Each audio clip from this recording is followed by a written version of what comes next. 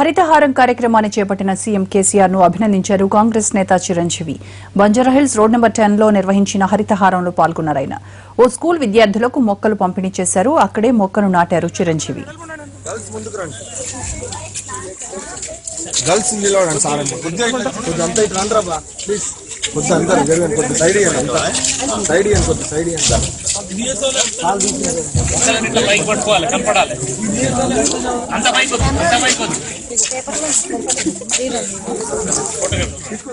మహాయజ్ఞం ఇది అద్భుతమైన యజ్ఞం అండ్ ఇలాంటి హరిత యజ్ఞంలో అందరూ పాలు పంచుకోవడం అన్నది చాలా అభినందించదగ్గ విషయం.